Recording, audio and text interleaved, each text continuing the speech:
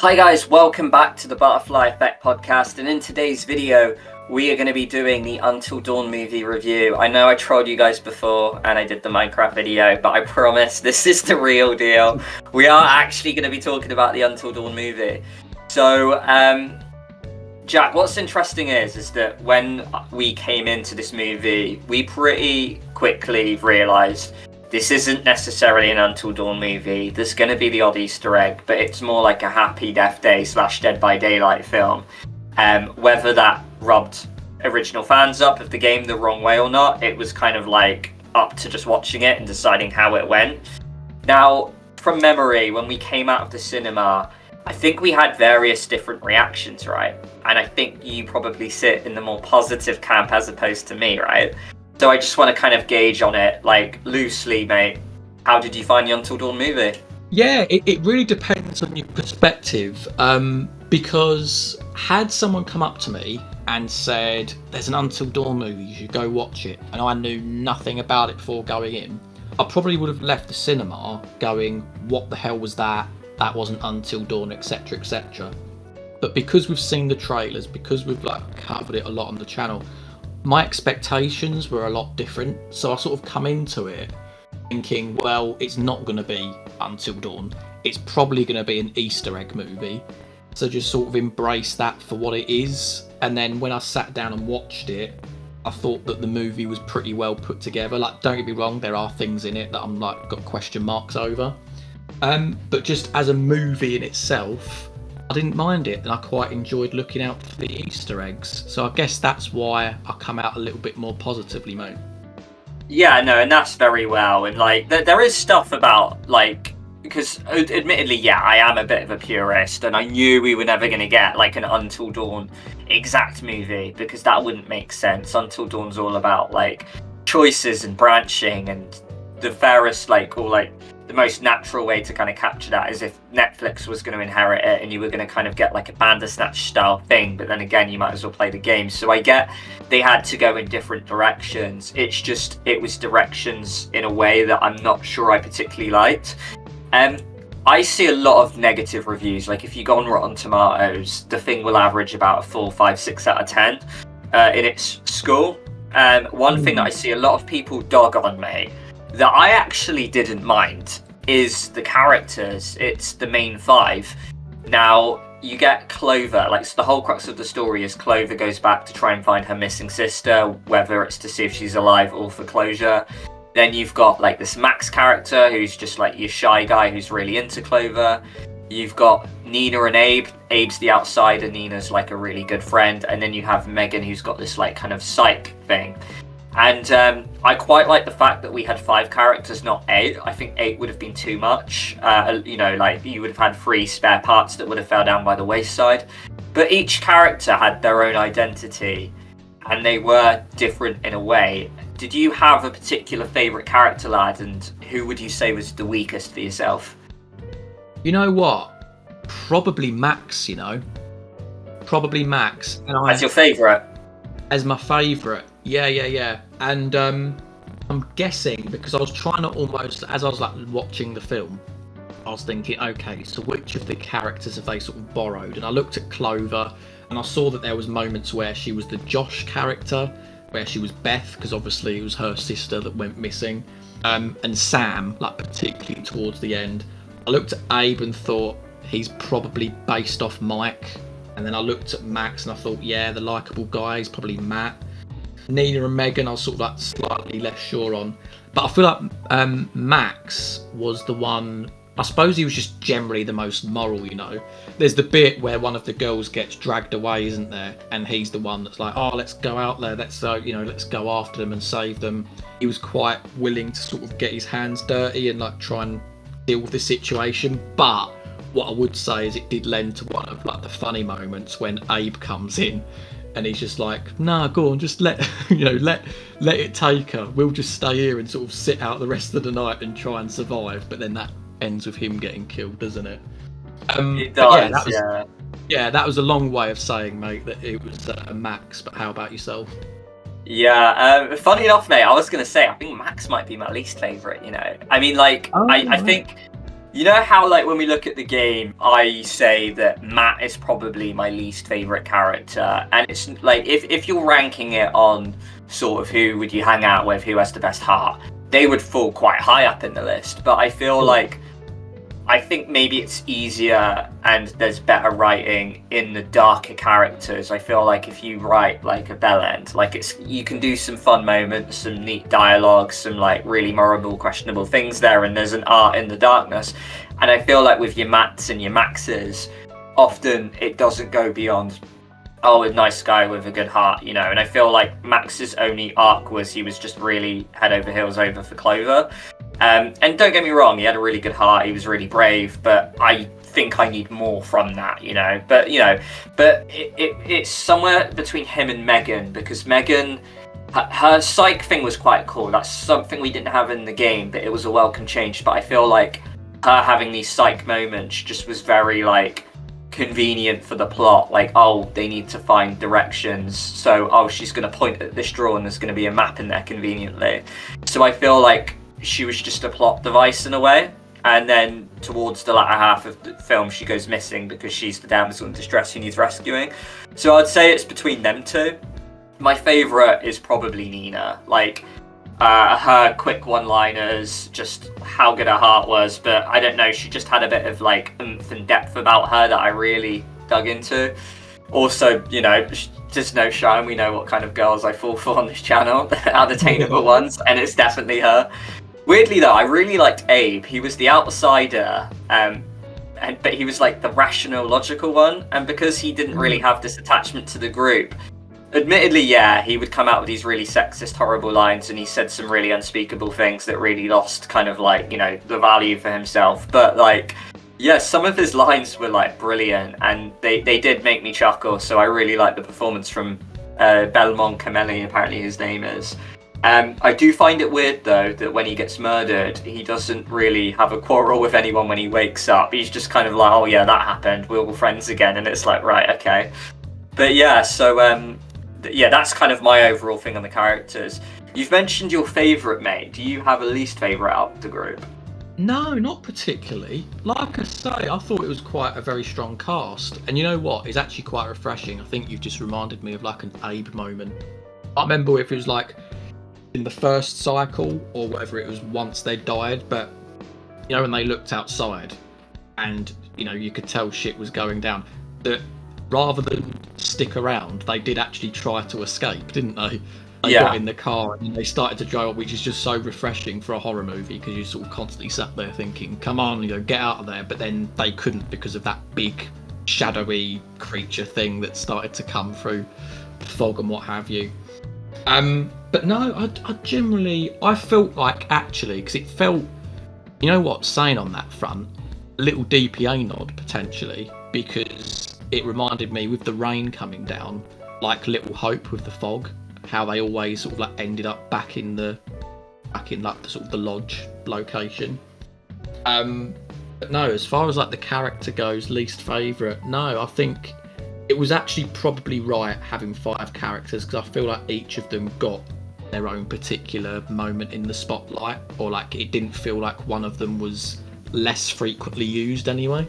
I feel like if you're going to have more characters, you need a longer thing, like say 12 hours, which is how long it takes to play the game, right? And then you can like expand, say, characters. Well, if you're having like a 1 hour and a half film, 8 would have been a crowd, right? So like, yeah, they definitely made the right call only having a small cast of 5, and they all had a device, they all had a ploy.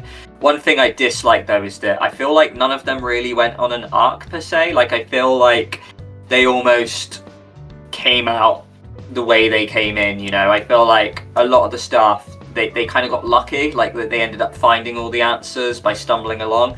I feel like there wasn't really any logic or rationale to kind of solving much. So I just would have liked if, like, when they left at the car at the end, they came out as like different people. But and you could argue they did, but maybe for me, not enough, I would say. Maybe that's something that I just don't look for in a horror movie, which obviously you do get in the game, but that sort of comes with the choices. Like, Ashley could come out very different, as we both know. But I think when I'm just jumping into like a slasher, I'm not necessarily looking for character arcs. I'm just like, show me the good stuff, show me the jeopardy, the kills, all that sort of thing. So I guess that wasn't necessarily as prominent on my mind. I guess my question marks come with like some of the potential, like the use of Dr.Hill maybe, and some of the more plot driven things.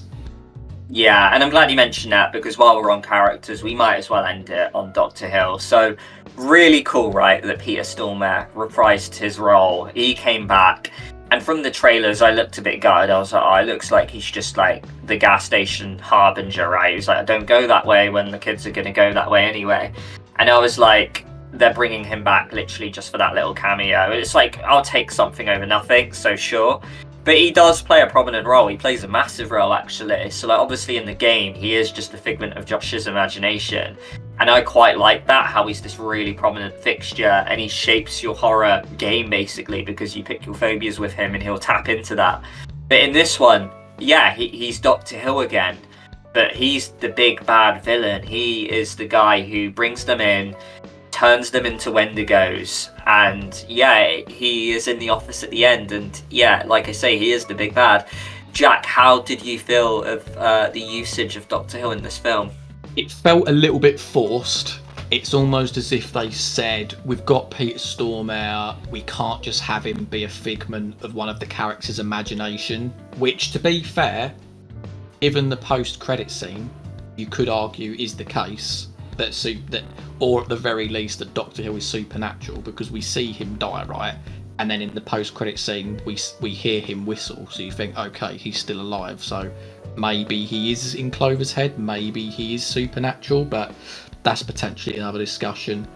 But it's almost like, yeah, they said, okay, we've got the Wendigo, we've got the witches, we've got the killer, but we do really need to sort of personify a villain. We need a more human villain in there to sort of tie it all together. And so they just fell on Dr. Hill. So, yeah, it wasn't perfect by any means. But having said that, I do like the fact that we got to go into the office. It did look like how it did in the game in certain lights. And so, I wasn't leaving the cinema thinking, wow, that was a brilliant, twist or whatever. But equally, I wasn't sat there saying, oh, that was absolutely terrible. Yeah, because, like, I do agree. I really like the office at the end. They even got, like, the plank boards, like, perfectly on the window, and you could recognize it. And they even had, like, the CCTV cameras in the back, which was just a really neat touch. So, yeah, no, I really enjoyed that. But, yeah, like, I just wasn't sold on his whole motivation. Like, and I know, like, a lot of people, like, fantasize and, like, really cherish, like, the curator. And don't get me wrong, I like the curator, but for me, Dr. Hill is the best Supermassive Games narrator we had. We have a video exclusively on, who the best narrator is. So Dr. Hill is this really cherished part. I think he's super underrated. I feel like not enough people talk about him. So I was always going to be a bit of a purist, a little bit like, okay, handle this guy right. And I do feel like they completely butcher him. Like the way he comes in all the time and resets it. I feel like his motivation lacked depth, the way he goes into that big monologue at the end of like how he's into fear and like he wants to kind of like study fear and this is the way to do it. It just didn't make a lot of sense to me, and I felt like for a man who's really smart, that's made this whole premise, the way he dies is shit. I just found it a little bit insulting, I'm not gonna lie, the way that like he's drinking coffee and then like there's just a leak from the ceiling and that ends up being his demise. Because I have to ask, it's like, hey, how's he making coffee if he knows the water's killing him and he's like tampered the water? But also like, why would he leave his coffee unattended on the table for a girl who's not even cuffed when there's clearly a leak on your fucking desk, So like yeah, just really questionable. I definitely think the first half of the movie is a lot stronger than the second half. I feel like the second half of the movie falls down by the wayside a little bit. But still, really cool to see Dr. Hill. I think they kind of like butchered his usage quite a bit. What did you make, lad, of like the general kills and horror? Like, were you scared at any point, or how did you feel about it? Yeah, it's a good question, and to be honest, I feel because I watched the trailer religiously and because I had to edit over it quite a bit, I've seen the trailers to death. Though a lot of the time, if you watch a horror film trailer, they will try to bring in ticket sales, right? So often with horror films, the best moments are in the trailer, right? So I never really jumped at any point, you know, like the biggest jump scare is probably where they look through the crack towards the end, where you see that lady or whatever, like in the background, or the Wendigo maybe, and then the Wendigo pops out the crack, and like the whole cinema jumped. So it's great that like it clearly worked because that's what they got, but for me it didn't, because I watched the trailer to death. But like it lends into sort of like the amount of sheer monsters we had, right?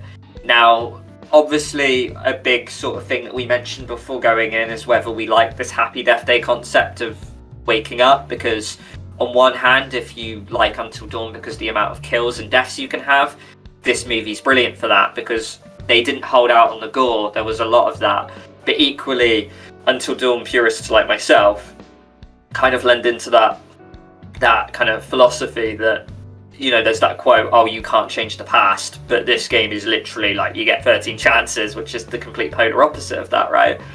But with that though, regardless on your stance of that, is that we saw a lot of different monsters, right? And there were a lot of different like jump scares and deaths, right?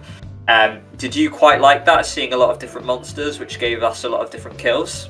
I mean, given the concept that they actually went with, which, just as a quick tangent, I do somewhat have my question marks over, because it's like, you know, you've got all these sort of horror moments, you've got all these kills, sure. So like from a visual perspective, it's like, oh yeah, it's all very exciting. But then you do sort of lose that jeopardy. I mean, we knew going in that they were going to die. So when the killer starts to go around, you sort of think, okay, well, he's going to kill all of them because they're going to be recycled back and then they have to do it again. So in terms of the horror, it wasn't quite there for me.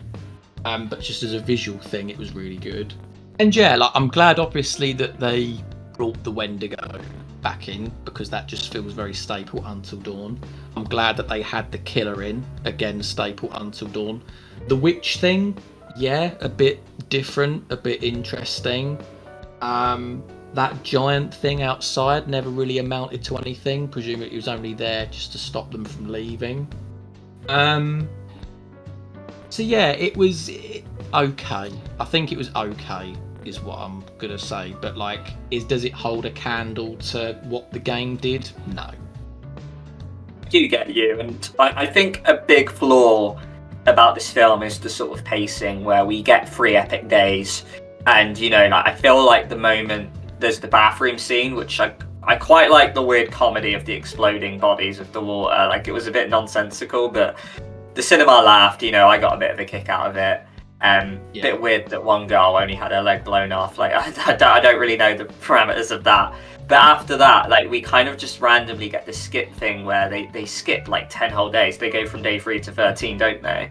And it's just sort of like watching clips through the phone, and it's like, oh, I filmed this. And we just got like almost like a TikTok doom scroll of like, oh, this is some various monsters we've edited in, that like some various kills you guys can watch now, where they're just stabbing a Wendigo to death, or you're watching like the psycho beat on them some more. So yeah, like, and you, weirdly, one of my favorite monsters was probably like that really creepy like hallway ghost you see, that like they used the optical illusion trick, and I would have liked to have seen more of that, but we only get it in a little like, you know, footage thing. So yeah, definitely like we saw the psycho maybe a few too many times for my liking, because it's like we just knew what to expect with him. And then some monsters they really kind of like skimmed out on, or we only see that little visual, like you mentioned the big monster outside. I don't really know what that was about. But I do want to talk about sort of like the psycho and the Wendigo, because those are obviously staples in the film, right? So, I mean, I will start off with the Wendigos because you mentioned them as well.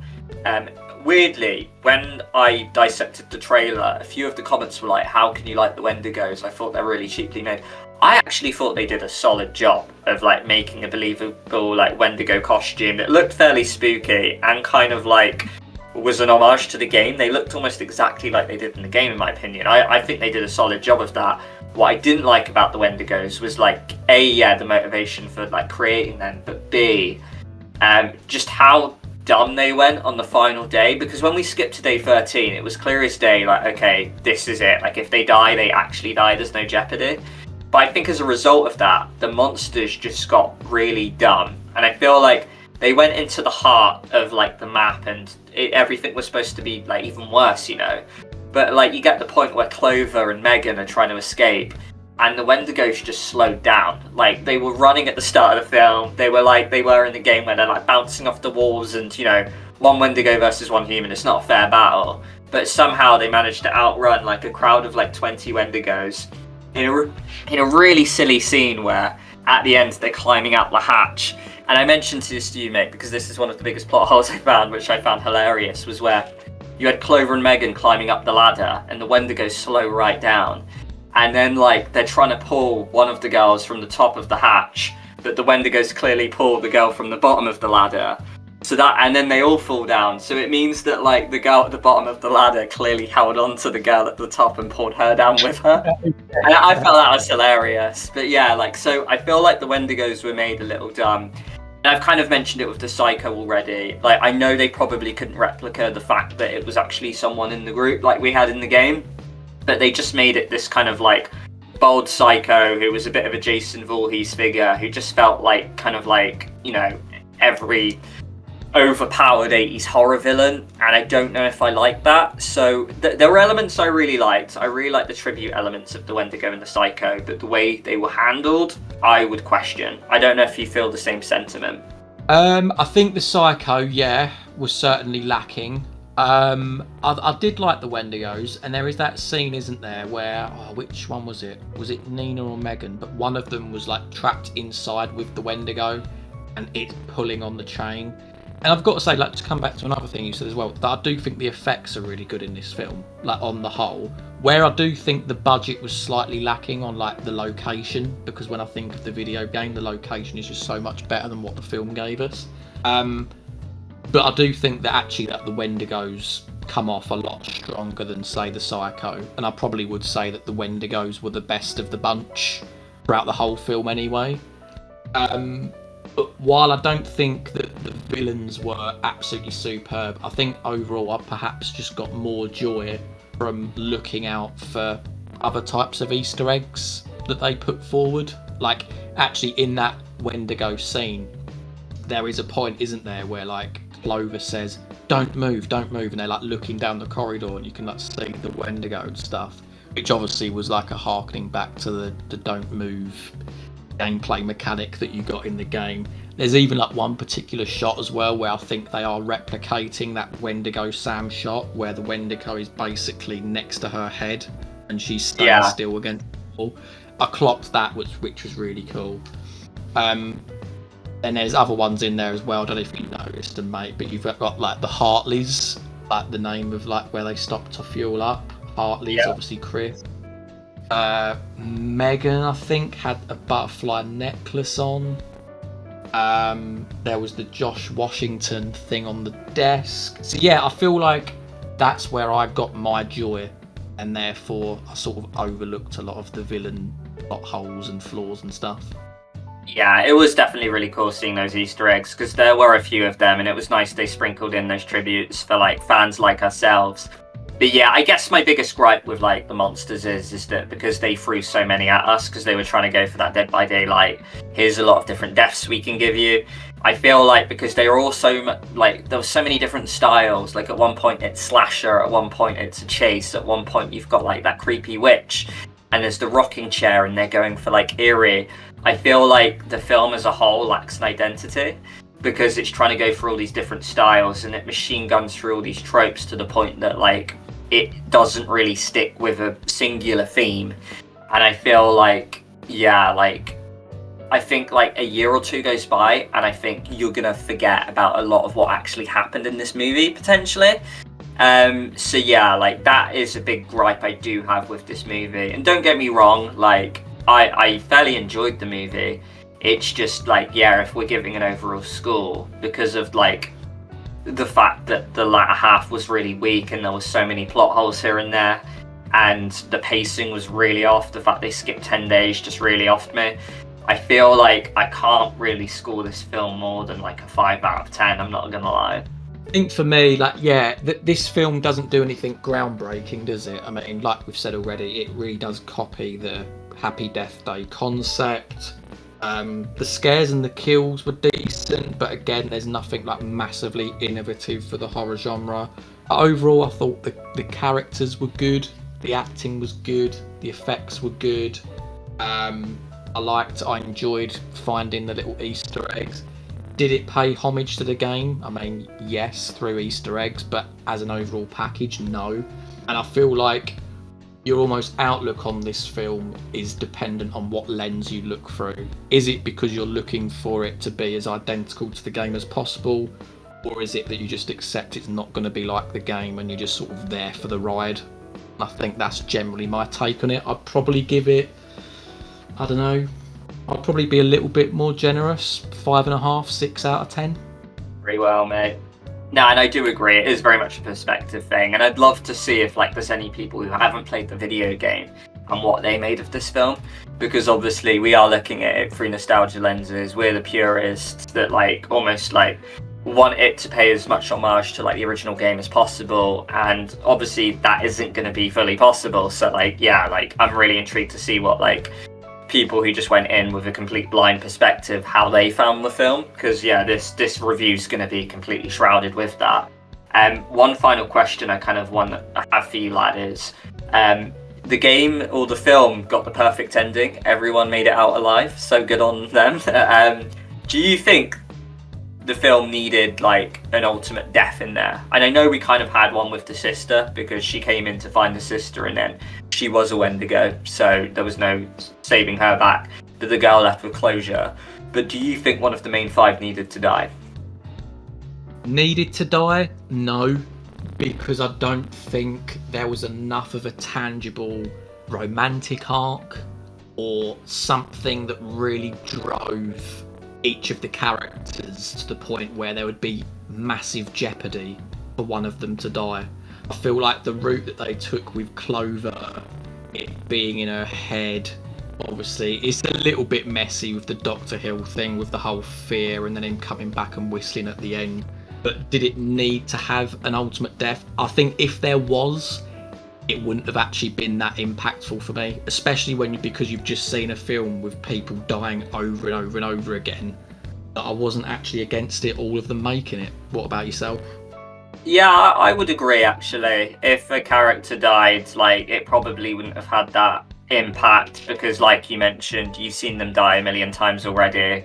And I feel like there was a little bit of a beauty in get like Clover having that closure, like, okay, her sister's gone, and then they kind of left it at that. So yeah, like if you killed another character off, it would have like been this probably unneeded somber ending in a way. So yeah, no, I would align with that view, mate. Sweet. Well, guys, thank you very much for listening and watching our Until Dawn movie review. Let us know what you thought of the movie. And if you are interested in the game, please like and subscribe. Look at our channel. There is an Until Dawn playlist where we have lots of things such as character quizzes and a big analysis dissection of all the different chapters. So much more for you guys to sink your teeth into. Until then, guys, we will see you in the next one. Catch you later.